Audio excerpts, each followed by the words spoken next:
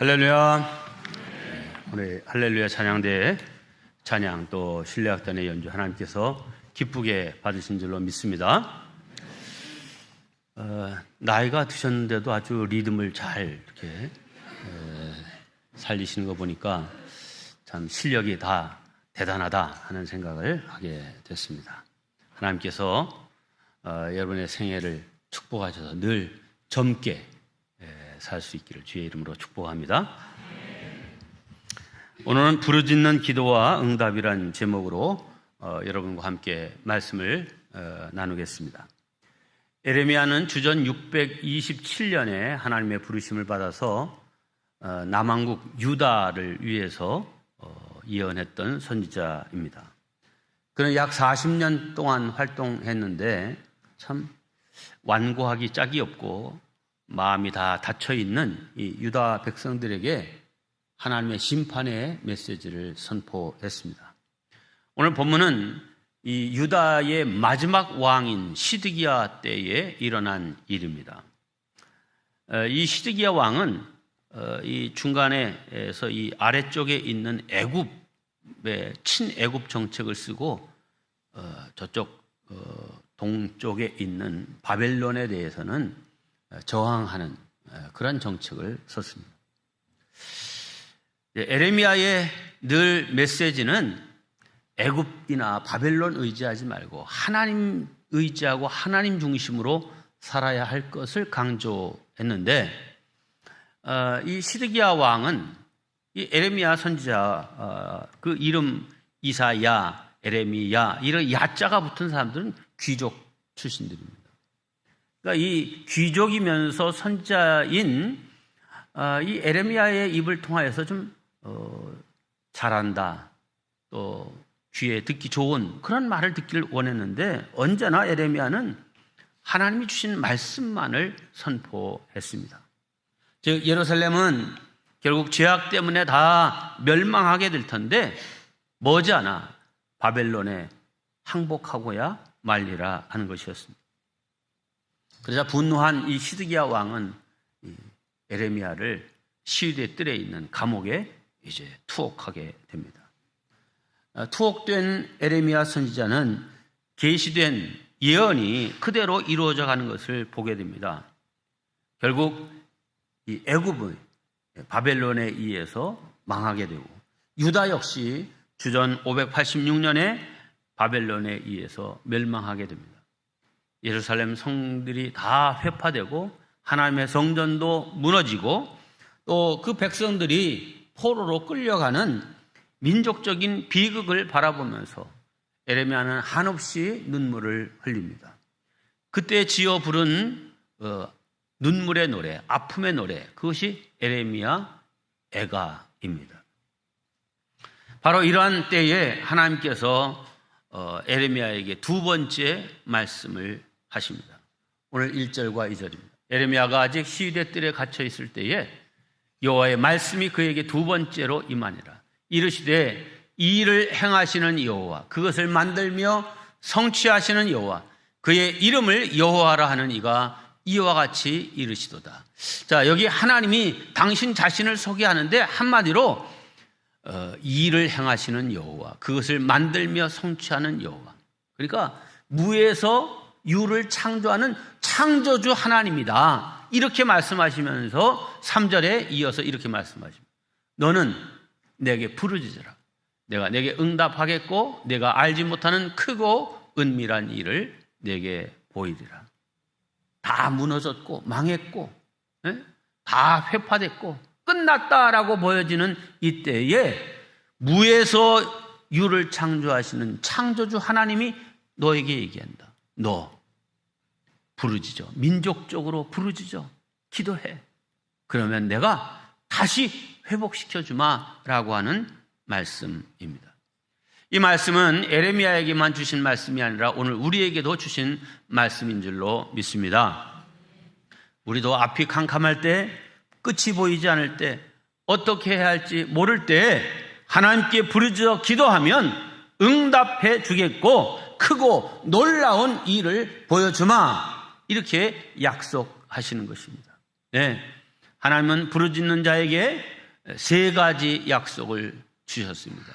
첫째가 응답하리라 하는 약속. 함께합니다. 응답하리라. 3절 말씀 우리가 봤듯이 너는 내게 부르짖으라. 내가 내게 응답하겠고. 아멘. 네, 기도하는 사람에게는 하나님께서 비밀스럽고 은밀한 것을 보여주시고 전혀 알지 못하는 것도 계시하여 밝히 알게 해 주시겠다는 것입니다. 그래서 기도하는 사람과 기도하지 않는 사람은 근본적으로 차이가 나게 되어 있습니다. 기도하지 않는 사람은 자기 힘으로 살겠다는 인본주의적인 삶을 사는 사람이라면, 기도하는 사람은 하나님의 도우심과 은혜를 힘입어 살겠다는 신본주의적인 삶을 사는 사람입니다. 성도 여러분, 어떤 인생이 더 복된 인생이 될 것인지는 여러분이 한번 판단해 보시기를 바랍니다. 성경을 보아도, 또 기독교 역사를 보아도 위대한 인물들, 또 하나님 앞에서 크게 쓰임받은 인물들은 다 기도하는 사람들이었음을 우리는 너무나도 명백하게 잘 알 수 있습니다. 작년에 웨슬리 목사님의 생애를 좀 더 구체적으로 배우기 위해서 영국을 방문했었죠. 다녀와서 몇 주에 거쳐서 금요 심야 때에 이 웨슬리 목사님에 대해서 쭉 여러분에게 말씀을 전했습니다. 그 외에도 참 영국에 뿐만 아니라 세계에 영향을 끼친 좋은 신앙의 사람들, 기도의 사람들을 보고 왔는데 그 몇 사람을 오늘 소개하고자 합니다. 첫째, 철로 역정의 주인공 존 버년입니다. 이 존 버년은 웨슬리 목사님보다 한 100년 전에 태어난 분입니다. 그런데 아버지가 대장장이었고 본인도 대장장이로 겨우 초등학교를 졸업한 사람입니다. 본래 신앙도 갖지 않았던 사람인데 그가 청교도인, 말하자면 이제 구교, 캐톨릭 신자가 아니라 청교도, 개신교 신자인 이제 여인 메리라고 하는 여인과 결혼하여 가정을 이루게 됩니다. 이 메리가 시집을 올 때 뭐 혼수품을 아무것도 가져오지 못했고, 다만 청교도 목사님이신 이 존 팍스 목사님이 쓴 여러 신앙 서적들을 이제 혼수로 가져오고 온 거예요. 그리고 초등학교밖에 졸업하지 못한 남편이지만 이 남편에게 이 신앙 서적들을 읽게 했습니다. 이 존 버년이 이 책들을 읽으면서 그 마음에 주님을 위해서 충성하고 일생 주를 위해 헌신하리라 하는 마음의 다짐을 갖게 되고, 그때부터 기도 많이 한 사람이 됐어요. 그래서 그 주변 사람들이 대장장인데 번연주교라고 부를 만큼 아주 신심이 깊은 사람이 되었습니다. 이렇게 늘 아주 부르짖는 기도로 하나님께 기도하는 가운데 하나님께서 이 존 버년에게 지혜의 문을 열어주시고 영성의 문을 열어주셔서 많은 책들을 읽는 사람이 아니라 책을 쓰는 사람이 되었습니다. 그가 쓴 대표적인 책, 지금까지도 아주 그 영성의 책으로 널리 읽혀지는 책들, 순례자의 영성, 거룩한 전쟁, 좁은 문, 하늘문을 여는 기도, 뭐 이런 책들이 있고, 마침내 역사상 성경책 다음으로 많이 인쇄되고 많이 읽힌 책이 뭐예요? 철로 역정이에요. 이 철로 역정의 저자가 됩니다. 이분이 이제 묻혀 있는 그 시립, 런던 시립 묘지에 묻혀 있는데 거기에 마침 요한 웨슬리 목사님의 어머니 수산나도 묻혀 있고, 영국이 지금도 형식적인 왕정을 유지하고 있지만 실제로는 의회주의죠. 그래서 이 왕정을 무너뜨리고 의회주의 나라를 세운 장군이 크로멜 장군인데, 크로멜 장군, 수산나, 그 다음에 이 존 버년이 같은 곳에 묻혀 있더라고요. 이게 버닐필드 시립묘지인데 제가 표시하는 곳에 이렇게 같이 묻혀 있는데요. 그 다음 사진을 보시면 이게 존 버년의 무덤이고 그 앞에서 기념사진을 하나 착 찍었습니다. 네. 존 버년도 감동이 되고 요한 웨슬리의 어머니, 요한 웨슬리가 뭐 어머니 없이 될 수가 없었죠. 그런 앞에서 사진 찍는데 감개무량하더라고요. 두 번째는 조지 뮬러입니다. 고아의 아버지, 5만 번 기도 응답의 주인공 조지 뮬러. 자, 이름에서 보듯이 이분은 독일 사람입니다. 독일에서 아버지는 세무사이시고 어머니가 참 경건한 믿음의 사람 밑에서 태어났는데 이 조지 뮬러의 청소년 시절은 그야말로 불량 청소년 그 모습 그대로였습니다. 세례를 받긴 했지만 그야말로 형식적인 신앙인이었고 교회를 가긴 했지만 도둑질도 잘하고 거짓말도 잘하고 술도 얼마나 잘 먹는지 18살 때 이미 감옥에 가서 5주 동안 감옥살이도 했던 그런 사람입니다. 근데 20살이 될 때에 가족들이 너 그렇게 살면 되겠어? 가족들의 질책과 또 그 스스로도 나 이렇게 살면 안 되지라고 하는 그런 마음을 먹고 독일의 할레 대학에 입학을 하고 거기 특히 신학부에서 신학을 공부하게 됩니다. 물론 무슨 소명이 있어서 신학을 공부하게 된 것은 아니었죠. 그런데 그곳에 가서 한 친구를 만났고 그 친구의 인도로 기도회에 참석하게 되는데 거기에서 이 조지 뮬러의 인생이 바뀌게 됩니다. 이 뮬러 주변에 봤던 기독교인들은 다 형식합니다. 하나님, 드디어 제가 오늘 당신의 것이 되었습니다. 이제 4년 동안의 신학 공부를 마치고 1829년 24살이 된 조지 뮬러, 그는 선교사가 되기로 결심을 하고 유대인들을 선교하기 위해서 영국으로 건너오게 됩니다.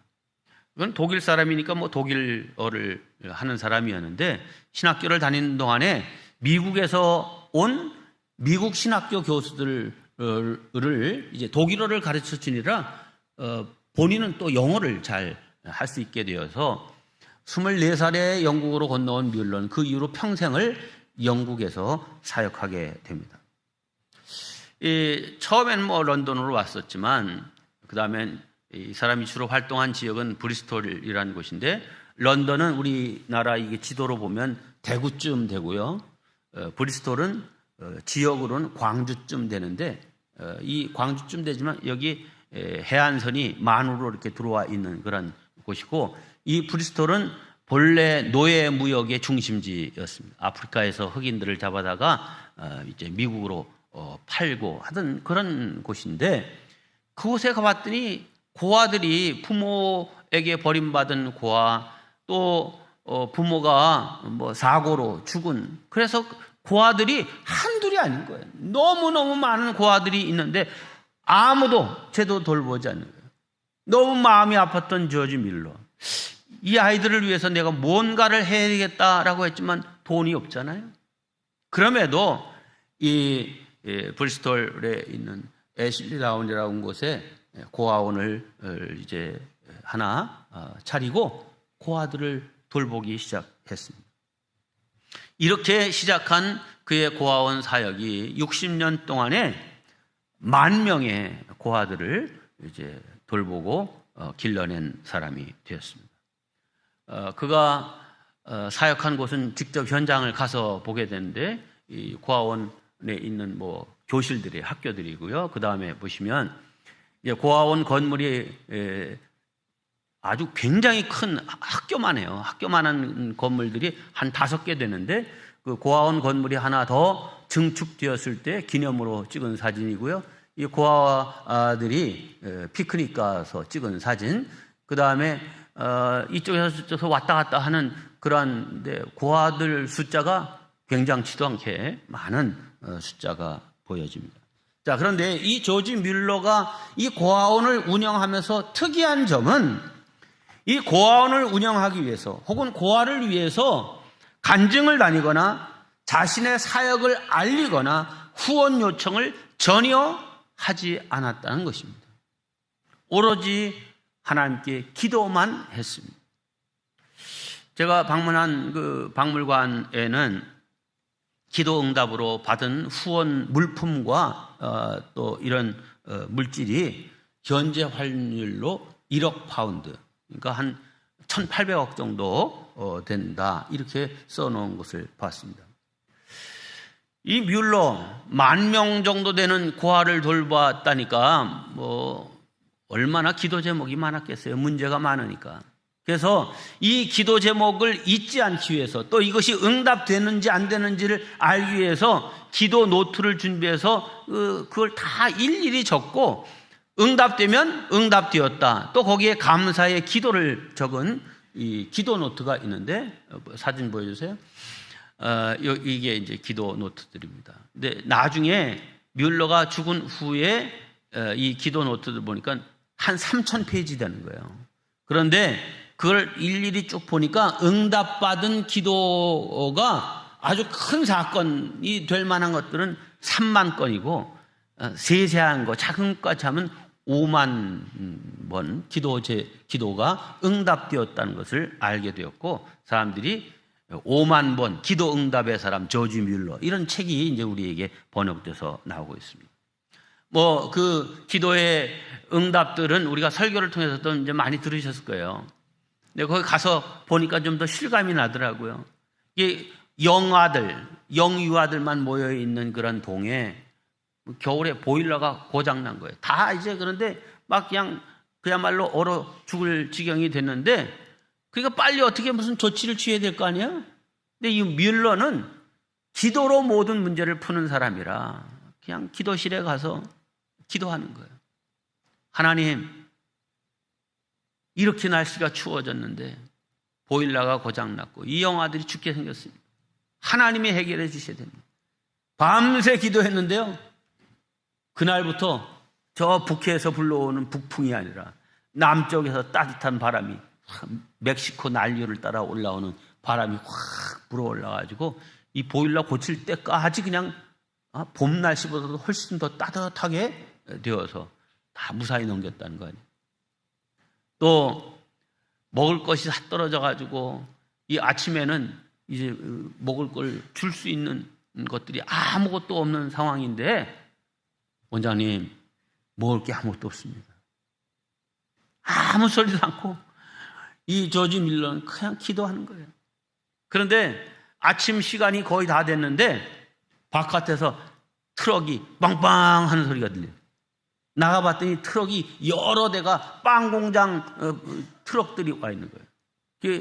주문도 안 했는데 이게 웬일인가 했더니 그 며칠 동안 그냥 폭우가 쏟아져 가지고 이 강이 범람해서 다리를 건너 다른 지역으로 가야 되는데 못 가는 거예요. 그러니까 이거 어떡하나?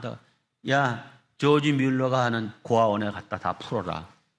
다 해서 이제 먹게 되었다는 이런 기도. 정말 60년 동안 하나님은 한 번도 이 조지 뮬러의 기도를 외면치 않으셨다는 것입니다. 여행 중에 찍은 사진들 잠깐 보여드리겠습니다. 이게 조지 뮬러 박물관입니다. 그 안에 들어가서 여기서는 이제 조지 뮬러를 제가 보고 싶다고 그래가지고 제가 통역을 하게 됐고요.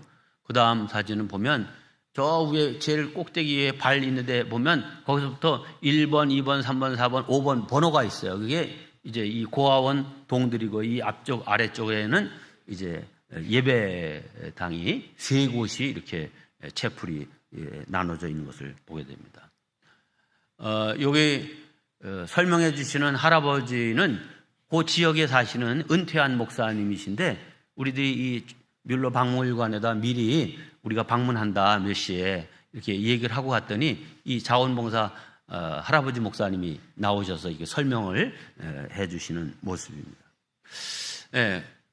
이 고아원을 쭉 보면서, 야, 고아니까 불쌍한 사람 아니에요? 버림받았거나 부모님이 일찍 돌아가셨거나, 그런데 적어도 뮬러 고아원에 있던 사람들은 행복한 사람이다 라고 하는 생각이 들 정도로 얼마나 그냥 옷이라든지 공부하는 환경이라든지 이런 것들이 아주 너무 질서정연하고 참 좋았다 하는 그런 생각이 듭니다.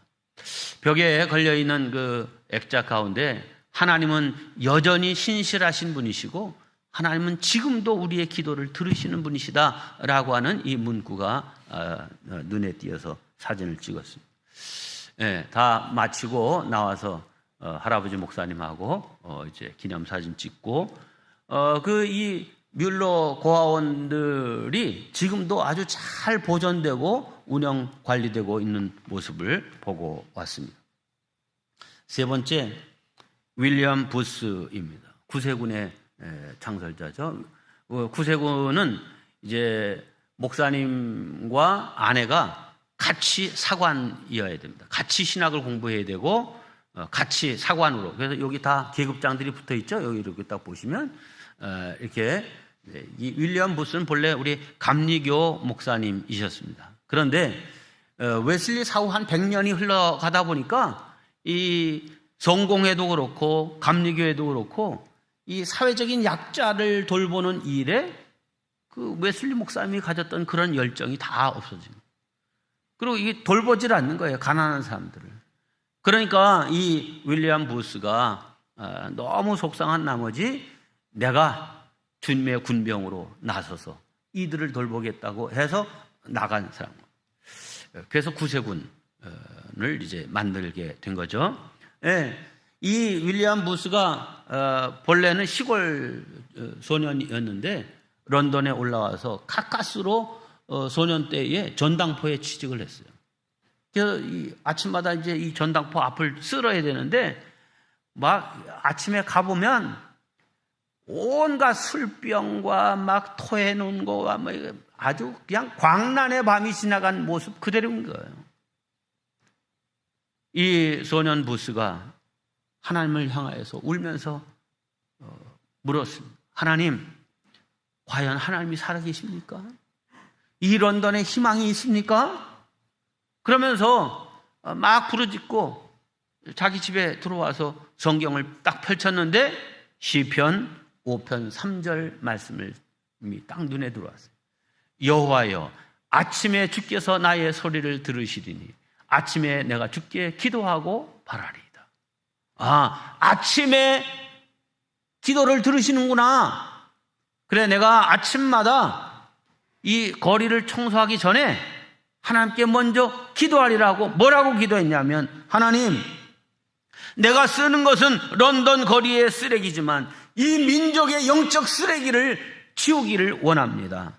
도시를 깨끗하게 하는 청소부가 아니라 이 백성의 영혼을 깨끗게 하는 그런 사람 되기를 원합니다. 부르짖어 간절히 기도했더니 이 윌리엄 부스에게 영적 리더십을 주고 또 이런 능력 있는 사람이 되게 했습니다. 네, 이렇게 부르짖어 기도하는 사람을 하나님은 시대마다 사용하셨습니다. 그런데 부르짖는 기도를 하는 것은 결코 쉬운 일이 아닙니다. 우선 부르짖으면 하나님이 응답하신다라고 하는 확실한 믿음이 있어야 되고, 또한 땀과 눈물이 담긴 기도여야 하기 때문입니다. 그러나 부르짖는 기도가 복된 이유는 그런 기도를 하나님께서 들어주시겠다고 약속하셨기 때문입니다. 그러므로 이것이 우리가 부르짖는 기도를 해야 될 이유입니다. 여기 주일 예배는 잘 오시는데 부르짖는 기도의 밤, 금요 기도회 이런 데는 나하고는 상관없다 이렇게 생각하는 분들 계시면 오늘 이후라도 금요 기도회에 나오셔서 부르짖는 기도의 사람들 되시기를 바랍니다. 부르짖어 기도하면 하나님께서 결코 외면치 않고 반드시 응답해 주실 것입니다. 그 부르짖는 기도로 응답의 주인공들, 간증의 주인공들 되시기를 주님의 이름으로 축원합니다. 두 번째, 부르짖어 기도하면 고쳐주리라 했습니다. 함께합니다. 고쳐주리라. 오늘 6절 말씀입니다. 보라, 내가 이 성읍을 치료하며 고쳐 낫게 하고 평안과 진실이 풍성함을 그들에게 나타낼 것이며, 네, 앞서 말씀드린 대로 예루살렘 성은 하나님의 심판을 받아 파괴되고 무너졌습니다. 그러나 하나님께서는 이 일을 이루시는 여호와, 창조의 하나님이다 말씀하시면서 부르짖어. 그럼 내가 회복시켜 줄 거야. 이 성을 회복시킬 뿐만 아니라 다 빼앗긴 것, 잃어버린 것 되찾게 하고 다시 새롭게 하겠다라고 말씀하십니다. 그리고 불순종했고 범죄했다 할지라도 다 고쳐 낫게 하겠다 말씀합니다. 자, 이것을 개인적으로 적용한다면 우리가 병들었어도 치료해서 낫게 해주시겠다는 말씀이고, 실패했어도 다시 성공하게 하시고, 버림받았어도 확 막혔어도 다시 쓰임받을 수 있도록, 인정받을 수 있도록 하겠다는 말씀입니다. 7절입니다. 내가 유다의 포로와 이스라엘의 포로를 돌아오게 하여 그들을 처음과 같이 세울 것이며, 네. 여러분, 하나님이 역사하시면 사람으로는 다 끝났고 아무 희망을 가질 수 없지만 새롭게 하시고 시작해 하실 줄로 믿습니다.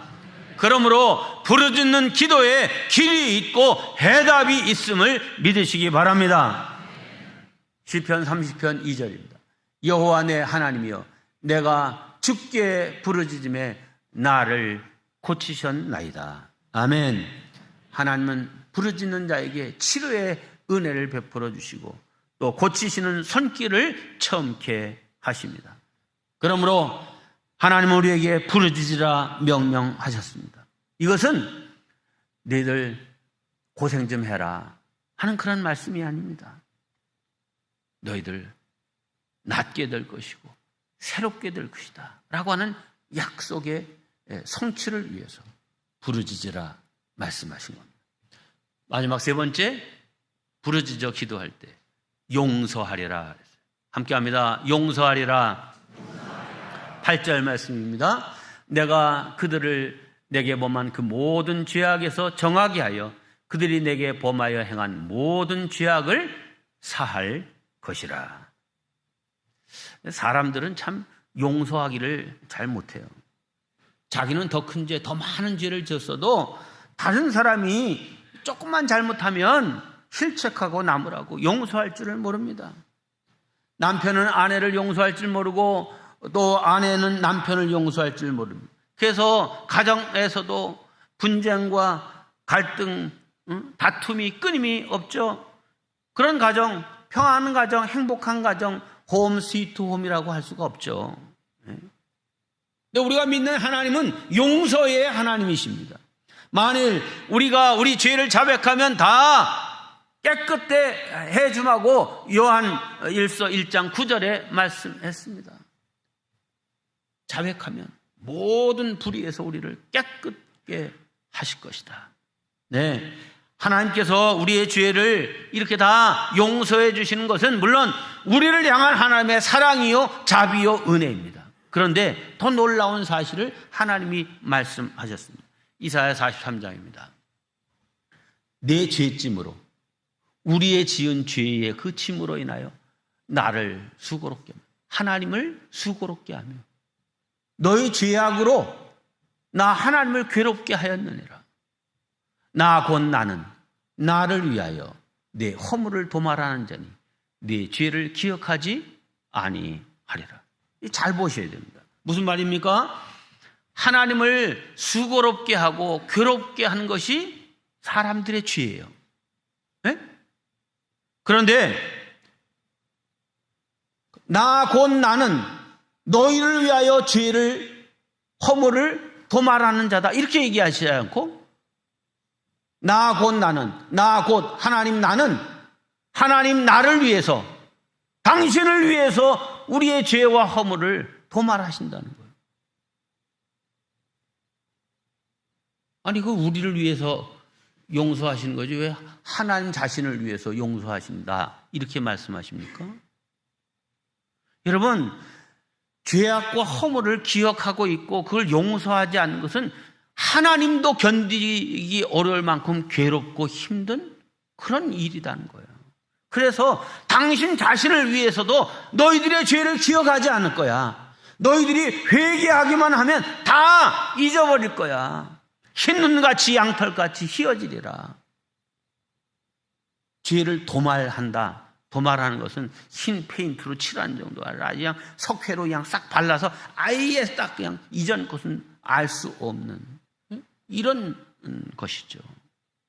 여러분, 하나님도 죄를 용서하지 않고 기억하고 있다고 하면 그거 힘드시다는 거예요. 괴롭다는 거예요. 그러니 하물며 우리 연약한 인간들이 사람의 죄, 나한테 잘못한 거, 뭐 섭섭하게 한 거, 이거 자꾸 기억하면 누가 심령적으로 타격을 받게 되면 나한테 잘못한 사람이 문제가 되질 않아요. 자기 자신이 문제가 돼요. 그러니까 하나님이 용서하셨듯이 나도 기억하지 않는 용서하라. 지난 주일날도 말씀드렸잖아요. 네, 우리가 부모 자식 간에도 서로 형한테는 많이 주고 나한테는 조금 주고 또 뭐 섭섭한 거로 따지자고 하면 뭐 하여튼 기억하고 있는 것들 많죠? 다 잊어먹으세요. 지금 뭐 그 기억하고 있다고 해서 다시 줘요? 누가? 안 줘요. 부부간에도 다 용서하고 해결한 거는 다시 꺼내지 마. 다 용서해. 형제자매 간에도 성도들 간에 이웃 간에도 다 용서할 때 거기에 화평과 행복이 시작되게 됨을 믿으시기 바랍니다. 더 놀라운 것은 용서하고 사해주는 걸로 끝나는 것이 아니라 그런 너에게 복을 주겠다 하나님이 말씀하셨습니다. 할렐루야. 용서함으로 이 마음의 시원함을 얻는 것도 참 복인데 거기다가 하나님께서 복을 주시겠다는 거예요. 그러므로 죄를 지었다고 해서 낙심하지 마시고 포기하지 마시고 하나님께 부르짖어 기도하시기를 바랍니다. 그러면 그 용서를 통해서 마음의 평안과 더불어 그 깨끗한 그릇에 하나님께서 좋은 것으로 부어주시겠다고 하시는 약속의 말씀이 오늘 말씀인 거예요. 그러므로 사랑하는 성도 여러분, 하나님은 우리를 한 것들이 있다 할지라도 다 용서함으로 하나님 안에서 평안과 행복과 건강과 놀라운 복을 받아 누리는 성도들 되시길 주님의 이름으로 축원합니다.